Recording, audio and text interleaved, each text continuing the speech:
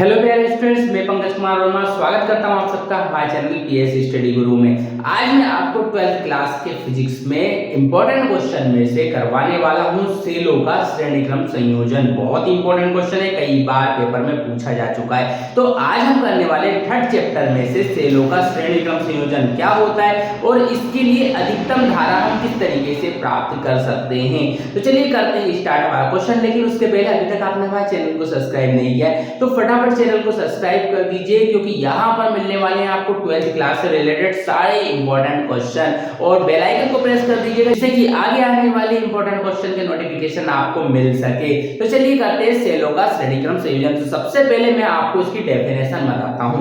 जब पहले सेल के ऋण सिरे को दूसरे सेल के धन सिरे के साथ जोड़ा जाता है तो इस प्रकार का जोड़ना सेलों का श्रेणी क्रम संयोजन कहलाता है। फिर से सुनिएगा एक बार। जब पहले सेल के ऋण सिरे को, सेल में दो सिरे होते हैं, एक धन होता है और एक ऋण होता है, तो जब पहले सेल के ऋण सिरे को दूसरे सेल के धन सिरे के साथ जोड़ा जाता है तो इस प्रकार का जोड़ना सेलों का श्रेणी क्रम संयोजन कहलाता है। अब हम इसका डायग्राम बनाएंगे। डायग्राम बनाने के बाद में इसके लिए हम सूत्र व्युत्पन्न करेंगे और उसके बाद देखेंगे कि सेलों को श्रेणी क्रम में जोड़ने पर अधिकतम धारा कैसे प्राप्त की जाती है। तो चलिए सबसे पहले बनाते हैं हम इसका डायग्राम। तो आपके पास डेफिनेशन लिखी हुई है, आप डेफिनेशन यहां से नोट कर सकते हैं और उसके बाद हम ये डायग्राम बनाने वाले हैं। तो देखिए डायग्राम क्या होता है। हम यहाँ पर बहुत सारे मतलब n सेल जो है वो यहाँ पर श्रेणी क्रम में जोड़ने वाले हैं। ये पहला सेल है, इसके बाद हमने ये दूसरा सेल जोड़ दिया है, फिर हमने ये तीसरा सेल जोड़ दिया। हमने इसे कितने सेल जोड़ दिए यहाँ पर n सेल जो है वो n के लिए हम यहाँ बीच पे क्या कर देंगे, डैश डैश डैश लगा देंगे और ये हमारा लास्ट वाला जो सेल है वो यहाँ पर जुड़ा हुआ है। यहाँ पर हमने n सेल जो है वो श्रेणी क्रम में जुड़े हुए। देखिए ये इसका प्लस सिरा, ये माइनस सिरा, ये अगले वाले सेल का प्लस सिरा, ये माइनस सिरा। जब पहले सेल के ऋण सिरे को दूसरे सेल के धन सिरे से जोड़ते तो इस प्रकार का जोड़ना जो है वो क्या कहलाता है, श्रेणी क्रम संयोजन कहलाता है। तो यहाँ पर हमने n सेलों को श्रेणी क्रम में जोड़ दिया है। इन सेलों का जो विद्युत वाहक बल है वो सभी का क्या है, E है। यहाँ पे सभी सेलों का जो विद्युत वाहक बल है वो E है और इनका जो आंतरिक प्रतिरोध है वो स्मॉल r है। सभी का जो आंतरिक प्रतिरोध है वो स्मॉल r है। अब एक बाह्य प्रतिरोध इनमें अपन ने कैपिटल R जोड़ दिया। यहाँ पर एक बाहरी प्रतिरोध है कैपिटल R जो इनमें अपन यहाँ पर जोड़ देंगे। यहाँ पर मैंने देखो एक कैपिटल R भी जोड़ दिया।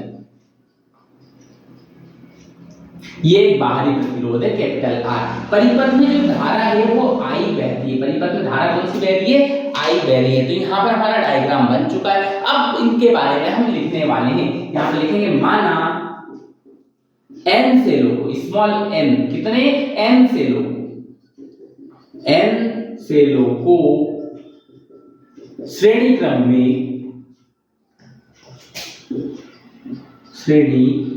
में जोड़ा गया है n सेलों को श्रेणी क्रम में जोड़ा गया है जिनका विद्युत वाहक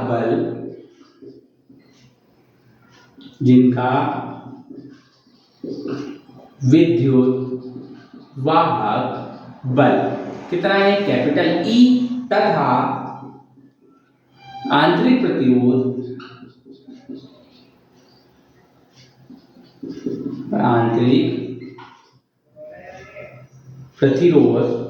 स्मॉल r है।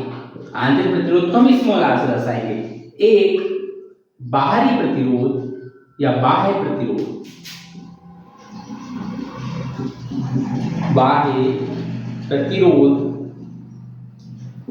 कैपिटल R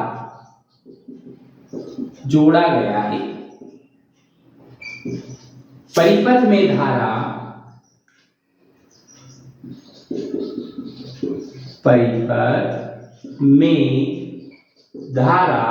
I बहती है। परिपथ में धारा कौन सी बह रही है, I बह रही है। तो अब यहां पर लिखेंगे हम परिपथ का कुल विद्युत वाहक बल। परिपथ का कुल विद्युत वाहक बल। तो देखो एक सेल का कितना है, एक सेल का विद्युत वाहक बल E है, तो दो सेल के कितने हो जाएंगे 2E, तीन सेल के कितने हो जाएंगे 3E, चार सेल के कितने हो जाएंगे 4E। लेकिन हमारे पास कितने सेल है, हमारे पास तो N सेल है, तो N सेल का विद्युत वाहक बल कितना हो जाएगा, N सेल का हो जाएगा भैया NE। देखो एक सेल का लिखते हैं हम 1E, यदि दो सेल होते तो हम लिखते 2E, क्योंकि दो सेल के 2E हो जाते हैं, लेकिन हमारे पास तो N सेल है तो अब क्या लिखेंगे NE। तो हमने यहाँ पे कुल विद्युत वाहक बल कितना लिखा है, NE लिख दिया। ऐसे ही हम लिखेंगे कि हम कुल आंतरिक प्रतिरोध कितना है, तो यहाँ लिखेंगे कुल आंतरिक प्रतिरोध, आंतरिक प्रतिरोध। तो एक सेल का कितना था भैया, सेम बिल्कुल ऐसे ऐसे, एक सेल का है R, दो सेल के 2R हो जाएंगे, तीन सेल के 3R हो जाएंगे, तो यहाँ पे हमारे पास कितने सेल है, N सेल है, ये हो जाएगा NR। स्मॉल r लिखेंगे क्योंकि आंतरिक प्रतिरोध की बात चल रही है। अब बाह्य प्रतिरोध देखते हैं, कुल बाह्य प्रतिरोध कितना है, कुल बाह्य प्रतिरोध। तो यहाँ पर हमने देखा कि हमने सिर्फ बाह्य प्रतिरोध में कैपिटल R एक ही जोड़ रखा है, इसके अलावा कोई नहीं जोड़ रखा। ये भी प्रतिरोध है, ये भी प्रतिरोध है, तो कुल प्रतिरोध कितना होगा, अब निकालेंगे हम यहाँ से कुल प्रतिरोध, कुल प्रतिरोध, कुल प्रतिरोध इन दोनों को जोड़ देंगे तो ये जाएगा NR प्लस R, दोनों प्रतिरोधों को हमने जोड़ दिया। अब निकालेंगे यहाँ से हम परिपथ की धारा, क्या निकालेंगे, परिपथ की धारा, परिपथ की धारा। अब परिपथ की धारा निकालने का सूत्र क्या होता है, कुल विद्युत वाहक बल, कुल विद्युत वाहक बल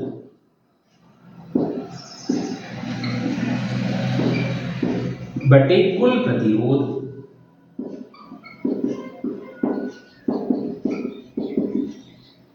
कुल विद्युत वाहक बल बटे कुल प्रतिरोध।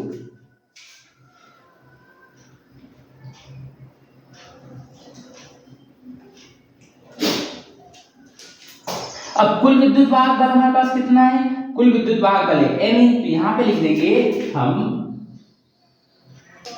अब हमारे पास कुल विद्युत वाहक बल कितना है N है, तो हम यहां पर लिख देंगे परिपथ की धारा को I से दर्शाएंगे, कुल विद्युत वाहक बल कितना है NE है, तो ये लिख दिया हमने NE, और कुल प्रतिरोध कितना है, हमारा कुल प्रतिरोध निकला NR प्लस R, यहां पे लिख दिया हमने NR प्लस कैपिटल R। तो यहाँ पे आ चुकी है भैया हमारे परिपथ की धारा, यहाँ पर हमने धारा निकाल ली और जो कि हमारा सूत्र है, इसे दे देंगे हम समीकरण नंबर 1 नाम, इसे हमने समीकरण नंबर 1 दे दिया। तो हमारे परिपथ के लिए धारा का व्यंजक तो ज्ञात हो चुका है। अब हमें ये देखना है कि अधिकतम धारा हम कैसे प्राप्त कर सकते हैं। तो अधिकतम धारा के लिए सबसे पहले हम देखेंगे कि कौन से प्रतिरोध को, देखो धारा को रोकता कौन है, प्रतिरोध रोकता है, तो या यहाँ पर या तो ये आंतरिक प्रतिरोध धारा को रोक रहा है या फिर ये बाह्य प्रतिरोध रोक रहा है। तो अधिकतम धारा के लिए हमें ये देखना है कि अधिक से अधिक कौन रोक रहा है, आंतरिक प्रतिरोध रोक रहा है या बाह्य प्रतिरोध रोक रहा है। हमें ये पता चल जाए कि कौन रोक रहा है तो उसका मान हम यदि कम कर देंगे तो हमें अधिकतम धारा प्राप्त हो जाएगी, जो रोक रहा है उसे कम कर दो तो हमें अधिक धारा मिलने लग जाएगी। तो हमें ये देखना है सबसे पहले कि सबसे ज्यादा जो धारा है वो कौन रोक रहा है, तो हम उसे एक एक करके पहले इसे कम करके देखेंगे फिर इसे कम करके देखेंगे, हमें पता चल जाएगा। तो देखो यहाँ पर यदि स्मॉल r बहुत छोटा हो किससे, कैपिटल R से, हमने पहले स्मॉल r को छोटा कर लिया, यदि स्मॉल r कैपिटल R से क्या हो छोटा हो तो स्मॉल r का मान यहाँ पे 0 करो। तो समीकरण 1 से, अब यहाँ लिखेंगे समीकरण 1 से, समीकरण 1 में स्मॉल r का मान 0 करके देखो जरा क्या आ रहा है, दिया जाएगा I बराबर NE बटे N गुणित 0 प्लस R, 0 को गुणा N में करेंगे तो 0 बन जाएगा, तो ये बचेगा हमारे पास NE बटे R, और E बटे जो R है वो होती है हमारी एक सेल की धारा, तो यहाँ पे हो जाएगा N गुणित एक सेल की धारा। ठीक है, ये तो हमने स्मॉल r को छोटा करके देखा। अब हम यहाँ पे कैपिटल R को छोटा करके देखेंगे, यदि कैपिटल R जो है वो छोटा हो स्मॉल r से तो कैपिटल R का मान क्या बन जाएगा 0। अब कैपिटल R को समीकरण 1 में 0 करके देखो जरा, समीकरण 1 से समीकरण 1 में यदि हम कैपिटल आर को जीरो करते तो आई बराबर बनता है हमारे पास एन ई बटे n small r plus zero. Capital R को क्या कर दिया हमने, जीरो कर दिया। स्मॉल आर वैसे का वैसे दे दिया। आई बराबर जीरो को हटा देंगे तो क्या बचेगा, एन ई बटे एन आर। ये एन से एन कट जाएगा तो आई बराबर कितना बचेगा, ई बटे आर। और ई बटे आर जो है वो क्या होती है, एक सेल की धारा होती है। तो आई बराबर आ जाएगा एक सेल की धारा। अब यहां पर हमने देखा कि कब अधिक से अधिक धारा बह सकती है। यहां पर अधिक धारा बह रही है या फिर यहां पर सिर्फ एक सेल की धारा बह रही है और यहां पर n गुणित एक सेल मतलब n सेल की धारा बह रही है। तो अधिक धारा कब बह रही है, यहां पर बह रही है। लेकिन ये कब आया था, जब हमने आंतरिक प्रतिरोध को बाह्य प्रतिरोध से छोटा किया था। तो हमें यहाँ पर पता चला कि यदि आंतरिक प्रतिरोध का मान कम होता है बाह्य प्रतिरोध से तो अधिकतम धारा प्राप्त की जा सकती है। तो यहाँ पर लिख देंगे अर्थात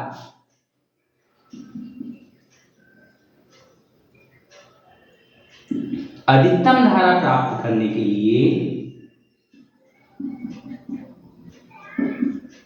अधिकतम धारा प्राप्त करने के लिए आंतरिक प्रतिरोध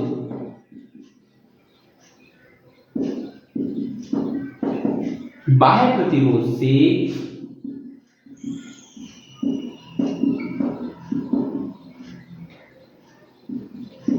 कम होना चाहिए।